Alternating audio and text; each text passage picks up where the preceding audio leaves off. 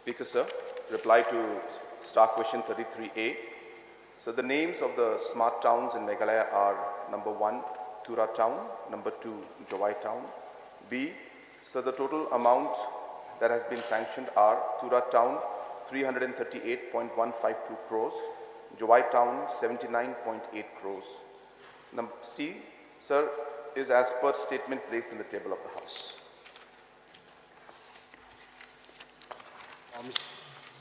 Mr. Speaker, sir,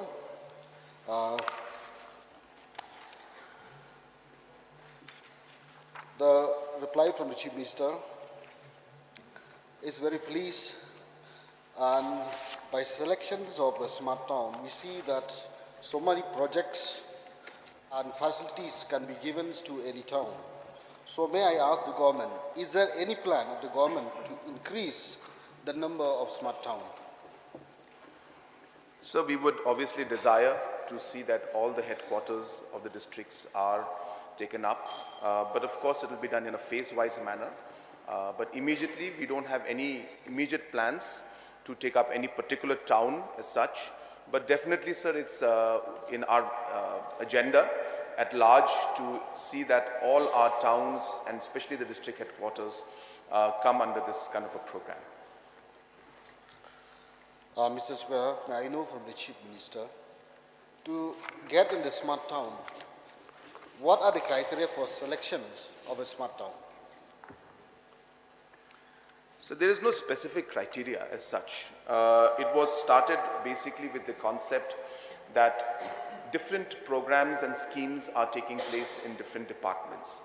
And therefore a smart town thought process and a concept would at least align the work of different departments and make things more efficient. So if you will see the list of the projects that are taken up, these are projects that were happening in different departments, and we only augmented them, we combined them, we tried to work out in a much smarter way so that we would get far more benefit for the towns.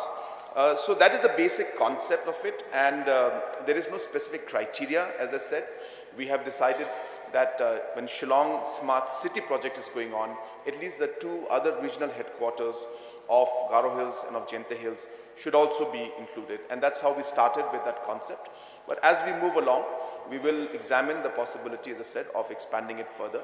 And if necessary, we will create criteria also. Thank you. Mr. Speaker, sir, and to Honorable Chief Minister, Longleng has been a districthood right since 1976. It's one of the oldest districts. I would urge and request to include Longleng as a smart town. Since all the I have seen in the list of the projects, these are the projects that convert from a village into a town with a lot of facilities and a lot of developmental activities. Indeed, this will promote and also ensure the best facilities of any town. So I would request and urge the Chief Minister to kindly include Longleng in near future as a smart town. So I've noted the point of the Honourable Member. Yes, Balei.